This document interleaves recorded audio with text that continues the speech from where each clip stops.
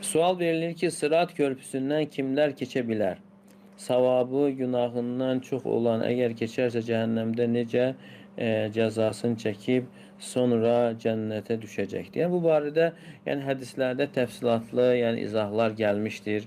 Yəni Peyğəmbər sallallahu aleyhi və səlləm buyurur ki, kimisi göz qırpımında keçəcəkdir, kimisi ildırım sürətində, kimisi güclü qaçan at sürətində, kimisi güclü əsən külək sürətində keçəcəkdir və sonda gətirir, kimisi də iməkləyərək keçəcəkdir. Bu da insanların sözsüz ki, əməllərinə görə gəlir və həmçinin buyurur ki, kimisi o qarmaqlar olacaq. Sırat körpüsünün üzərində qarmaqlar var. Qarmağa ilişib qurtaran salamat qalacaqdır. Yəni qarmaq insana ilişir və ilişdikdən sonra qurtardısa o salamat qalacaq. Yox, əgər qarmaq o insana ilişərsə və qurtarmadısa o altı cəhənnəmə düşürəcəkdir. Allah qorusun.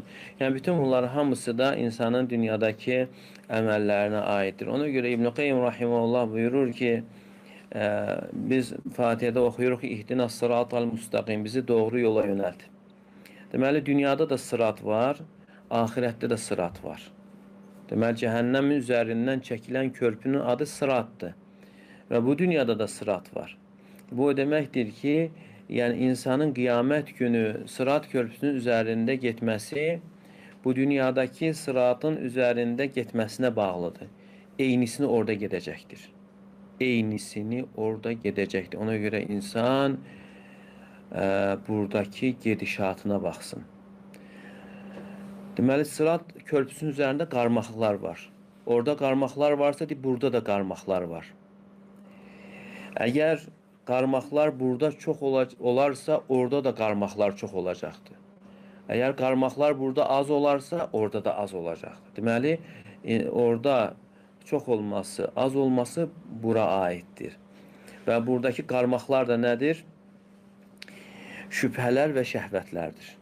Şübhələr və şəhvət. Deməli, insan şübhələr və şəhvətlərə nə qədər çox düşərsə və bir o qədər də sırat körpüsünün üzərində ona ilişəcək qarmaqların çox olmasına səbəb olacaqdır.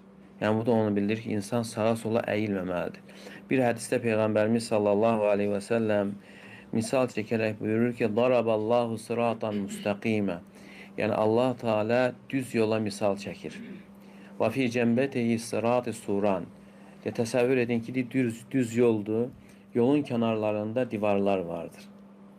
Və divarlarda isə açıq qapılar vardır. Açıq qapılardan da deyir ki, pərdələr sallanıb.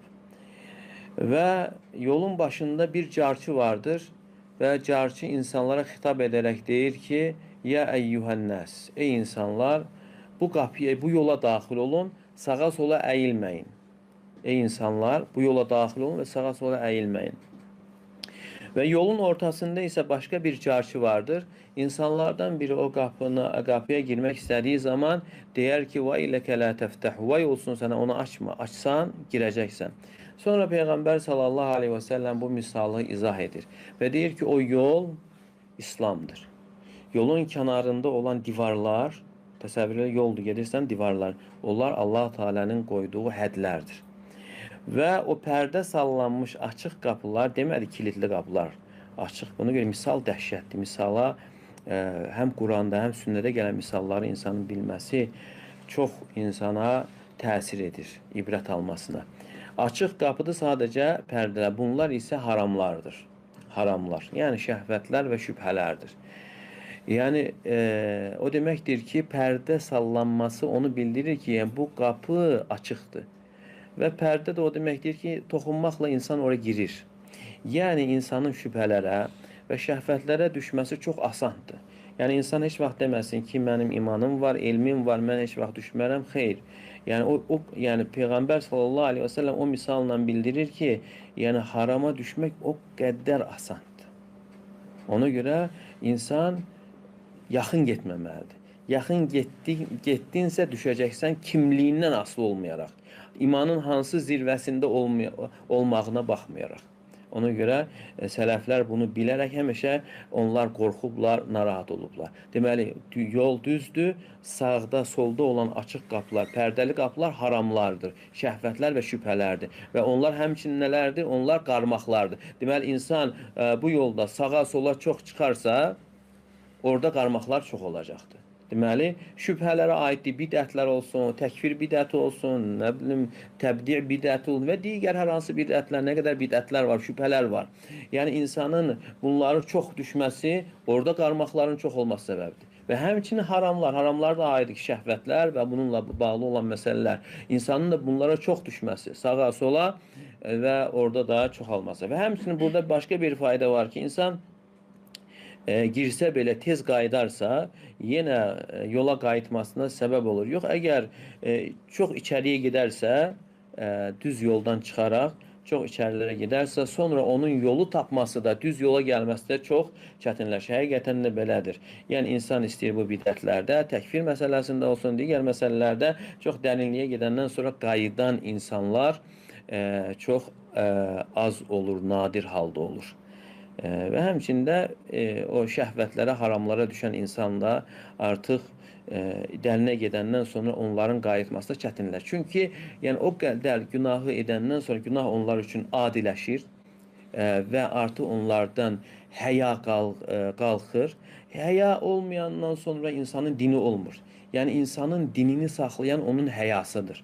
Peyğəmbər sallallahu aleyhi və səlləm buyurardı ki, Əl-həyəu xayrun kullu.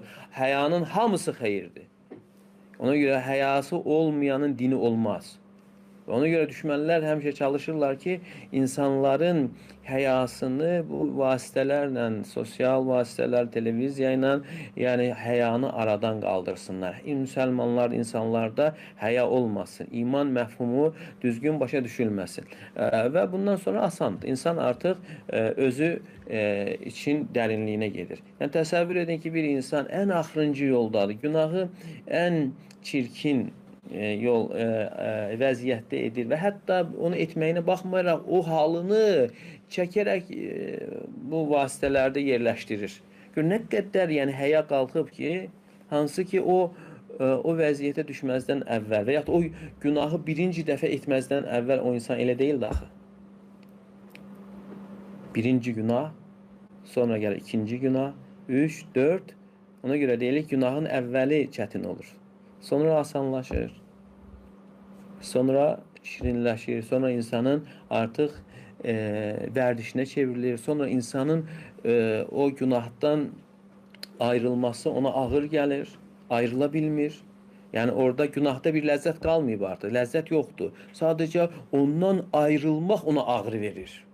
Məsələn, nə qədər günahlar vardır ki, görsən, o günahı edir, deyirsən ki, burada nəsə var mıdır? Yox. Sadəcə ondan ayrılmaq ona ağrı verir. Və həmçinin mömin üçün isə əksinə o qədər ibadəti, yaxşı əməlləri yerinə yetirir ki, ibadəti tərk etmək ona ağır gəlir. Və nə qədər fərq vardır. Görə insan günahda içəri dərindən sonra günahı tərk edə bilmir. Ona görə insan heç vaxt yəni özünə arxayın olaraq günaha tərəf getməməli və düşdüsə və dərhal tövbə etməlidir. Və bəzən şeytan gəlir ki, artıq sən nə qədər düşürsən və yaxud da yenə də düşəcəksən, yəni tövbəni gecikdirərsən, bunlar hamısı vəsvəsələr. İnsan nə qədər düşsə bir dərhal tövbə etməlidir. Çünki İbn-i Qayyim rahimehullah buyurur ki, İnnəl mübadərətə ilə təvbəti ba'dəl məsiyyəti fardun aləl fawr. Yəni günahdan sonra tövbəyə tələsmək dərhal fərzdir. Günahdan sonra tövbəyə tələsmək dərhal fərzdir. Onun dərhal yerinə yetirilməsi fərzdir. Nə vaxt insan tövbəni gecikdirərsə, gecikdirməsi ilə Allaha qarşı çıxmış olur, asi olmuş olur, onun özünün başqa bir tövbəyə ehtiyacı var. Məsələn, insan səhər bir günah edir və onun tövbəsini etmir. Həmən an. Gecikdirir, axşam tövbə edir. Axşam tövbə edir. Demək, axşam 2 tövbə etməlidir. Həm günahına görə və həmçinin gecikdirdiyinə görə. Amma həmən an etsəydi, artıq tövbəyə ehtiyac olmurdu. Deməli, günaha özünə tövbə lazımdır. Deməli, günahı gecikdirmək, özü-özlüyündə bir tövbəni gecikdirmək, özü-özlüyündə bir günah olduğu üçün onun özünün müstəqil bir tövbəyə ehtiyacı var. Bəzən də insanlar bunu bilmədiyi üçün və bu cür insanlarda günahlar yığılır və sonra insanın qəlbini qaraldır. Və qəlbdə qaralandan sonra artıq insana heç nə təsir eləmir. Nə Quran ayələri, nə moizələr, nə hədislər. Bununla kifayətlənir. Allah Teala eşidib, yaxşısına tabi olanlardan etsin. Və sallallahu alə nəbini Muhammed və alə alihi və sahbihi və səlləm.